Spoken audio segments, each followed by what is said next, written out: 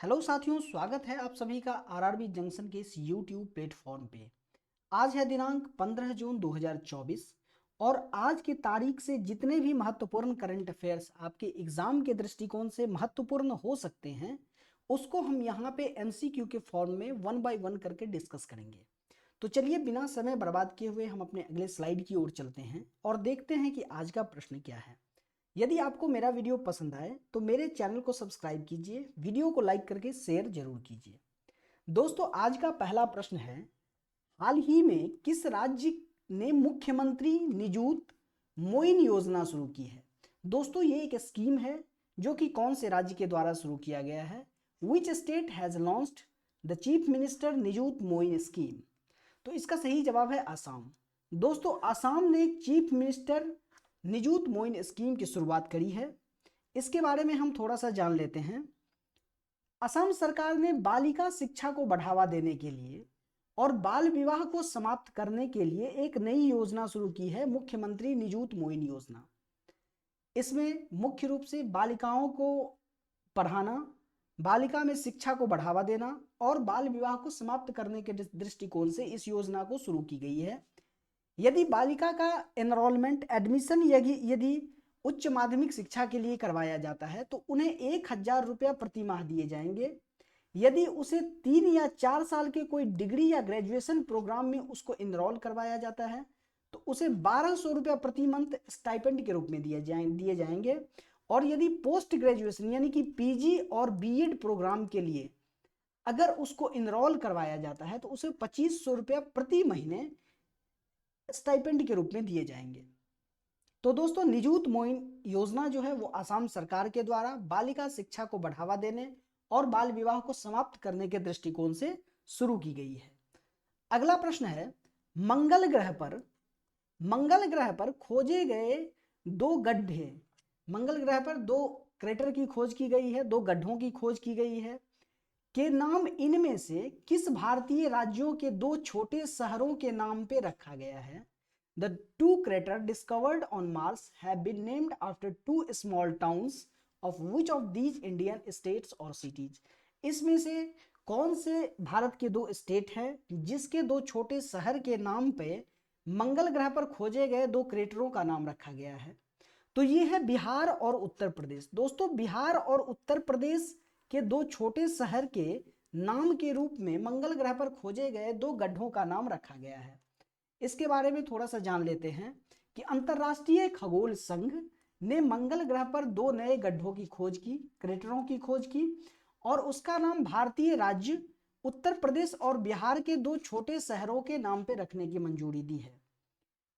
अंतरराष्ट्रीय खगोल संघ ने एक गड्ढे का नाम भारतीय भौतिक अनुसंधान प्रयोगशाला के पूर्व निदेशक प्रोफेसर देवेंद्र लाल के नाम पर करने की भी आधिकारिक तौर पे मंजूरी दे दी है। दोस्तों, यहाँ पे मुख्य रूप से 3 ऐसे गड्ढे हैं जिसका कि नामकरण किया गया है। 2 छोटे गड्ढे हैं जिनका कि नामकरण बिहार और उत्तर प्रदेश के जो 2 छोटे शहरों के नाम से किया जाएगा और एक बड़े गड्ढे हैं जिसका कि नामकरण भारतीय भौतिक अनुसंधान प्रयोगशाला के पूर्व निदेशक प्रोफेसर देवेंद्र लाल के नाम पे करने की मंजूरी दी है। दोस्तों, इस गड्ढा का जो ये सबसे बड़ा गड्ढा है जो 65 किलोमीटर का है, इसका जो नामकरण किया जा रहा है वो प्रोफेसर देवेंद्र लाल के नाम से किया जा रहा है, तो इसे लाल क्रेटर बोला गया। और उसके बाद दूसरे और तीसरे गड्ढे को मुरसन क्रेटर और हिल्सा क्रेटर के नाम से नामित किया गया है। ये मुरसन जो है वो उत्तर प्रदेश का एक छोटा सा शहर है और हिल्सा बिहार का एक छोटा सा शहर है। इनमें से प्रत्येक की व्यास 10 किलोमीटर है। दोस्तों, इसकी भी डायमीटर 10 किलोमीटर है और इसकी भी डायमीटर 10 किलोमीटर है। मुरसन क्रेटर लाल क्रेटर के पूर्वी किनारे पर स्थित है। ये लाल क्रेटर के पूर्वी किनारे पर यह है मुरसन क्रेटर और लाल क्रेटर के पश्चिमी किनारे पर यह है हिल्सा क्रेटर। तो 2 गड्ढों का नामकरण किया गया है, एक मुरसन क्रेटर और एक हिल्सा क्रेटर के नाम से।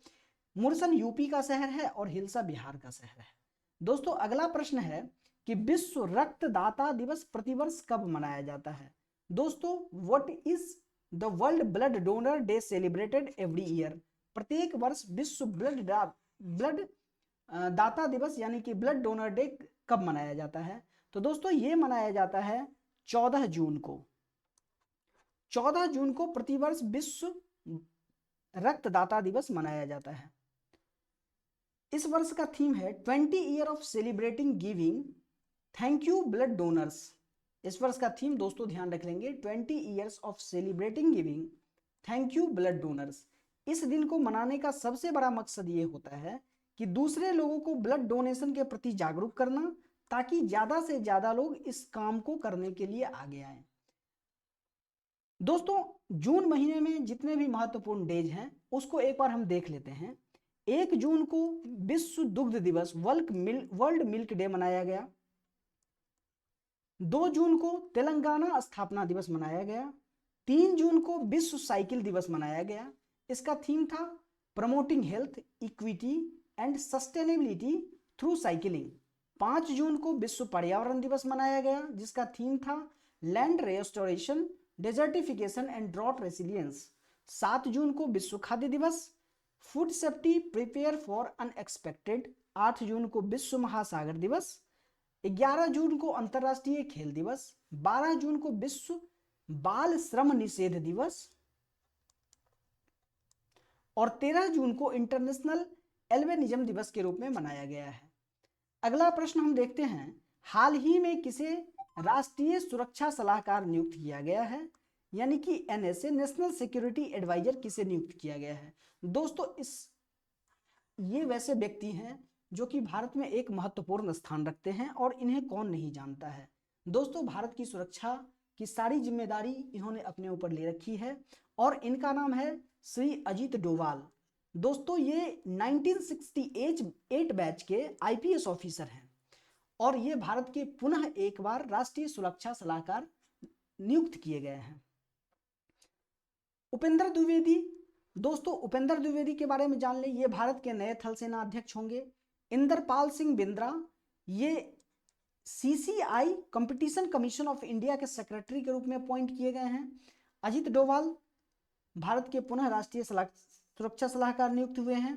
पीके मिश्रा प्रधानमंत्री के प्रधान सचिव नियुक्त हुए हैं। दोस्तों ये भी इंपॉर्टेंट है, प्रधानमंत्री के प्रधान सचिव पीके मिश्रा नियुक्त हुए हैं या फिर इनका कार्यकाल बढ़ाया गया है, दोनों बात बराबर ही है, क्योंकि प्रधानमंत्री के पिछले कार्यकाल में भी उनके प्रधान सचिव श्री पीके मिश्रा ही थे और श्री अजित डोभाल ही भारत के राष्ट्रीय सुरक्षा सलाहकार थे। अगला प्रश्न है, हाल ही में जारी विश्व शांति सूचकांक ग्लोबल पीस इंडेक्स 2024 में भारत का क्या स्थान है। दोस्तों ग्लोबल पीस इंडेक्स प्रतिवर्ष institute of economic and peace के द्वारा जारी किया जाता है। Institute of economics and peace के द्वारा ग्लोबल पीस इंडेक्स जारी किया जाता है। इसमें भारत का स्थान 116वां है। दोस्तों 2024 में भारत का स्थान ग्लोबल पीस इंडेक्स में 116वां है और जेंडर गैप इंडेक्स में, जो कि वर्ल्ड इकोनॉमिक फोरम के द्वारा जारी किया जाता है, यहां पे भारत का स्थान 129 है। दोस्तों ग्लोबल पीस इंडेक्स में टॉप में आइसलैंड है, दूसरे नंबर पे आयरलैंड है और तीसरे नंबर पे ऑस्ट्रिया है। भारत 2.319 स्कोर के साथ ग्लोबल पीस इंडेक्स में 116वां स्थान रखता है। अगला प्रश्न हम देखते हैं कि हाल ही में किस राज्य के मुख्यमंत्री ने पीएम श्री पर्यटन हवाई सेवा का शुभारंभ किया है। दोस्तों किस राज्य के मुख्यमंत्री ने पीएम श्री पर्यटन हवाई सेवा का शुभारंभ किया गया है, तो ये है मध्य प्रदेश। दोस्तों मध्य प्रदेश के मुख्यमंत्री ने पीएम पर्यटन हवाई सेवा का शुरुआत किया है। पीएम श्री पर्यटन हवाई सेवा मध्य प्रदेश के मुख्यमंत्री के द्वारा शुरू की गई। यह मध्य प्रदेश के 8 शहर भोपाल, इंदौर, जबलपुर, रीवा, उज्जैन, ग्वालियर, सिंगरौली और खजुराहो को एक साथ जोड़ेगी। खजुराहो में देश का पहला नागरिक हेलीकॉप्टर प्रशिक्षण स्कूल शुरू किया गया है। दोस्तों खजुराहो में देश का पहला नागरिक हेलीकॉप्टर प्रशिक्षण स्कूल भी शुरू किया गया है। अगला प्रश्न है, हाल ही में जारी डेटा के अनुसार, हाल ही में जो डेटा जारी किया गया है उसके अनुसार भारत दुनिया में नाइट्रस ऑक्साइड का उत्सर्जन कम करने के मामले में कौन से स्थान पर है। दोस्तों हम जानते हैं कि नाइट्रस ऑक्साइड एक ग्रीन हाउस गैस होता है जो कि इस वायुमंडल को कार्बन डाइऑक्साइड से भी ज्यादा गर्म करती है। तो नाइट्रस ऑक्साइड उत्सर्जन करने के मामले में भारत दूसरे स्थान पे है। ग्रीन हाउस गैस के रूप में carbon dioxide, methane, ozone, nitrous oxide मुख्य गैस हैं। अगला प्रश्न है, हाल ही में इनमें से किस राज्य के पौराणिक शहर जोशीमठ, दोस्तों एक तहसील है जोशीमठ, का नाम पुनः ज्योतिर्मठ रखा गया है। ऑप्शन है उत्तराखंड, मध्य प्रदेश, उत्तर प्रदेश और हिमाचल प्रदेश। दोस्तों जोशीमठ एक तहसील है जिसका नाम पुनः बदल करके ज्योतिर्मठ रख दिया गया है। पहले भी इसका नाम ज्योतिर्मठ ही था, बीच में बदल करके जोशीमठ किया गया था, अब फिर से ज्योतिर्मठ कर दिया गया है। यह है दोस्तों उत्तराखंड। तो उत्तराखंड के जोशीमठ का नाम पुनः बदल करके ज्योतिर्मठ कर दिया गया है। यह उत्तराखंड के चमोली जिला में पड़ता है।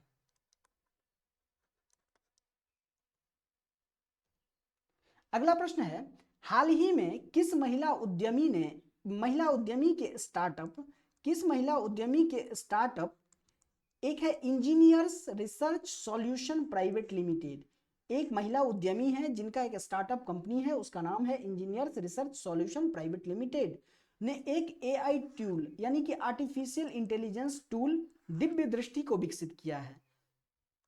यह engineers research solution private limited इनमें से कौन सी महिला की स्टार्टअप फर्म है। तो यह है डॉक्टर शिवानी वर्मा। डॉक्टर शिवानी वर्मा की एक स्टार्टअप फर्म है engineers research solution private limited. दोस्तों ये engineers research solution private limited doctor Shivani Verma की एक स्टार्टअप फर्म है जिसने एक एआई टूल को डेवलप किया है, आर्टिफिशियल इंटेलिजेंस टूल को डेवलप किया है जिसका नाम है दिव्य दृष्टि।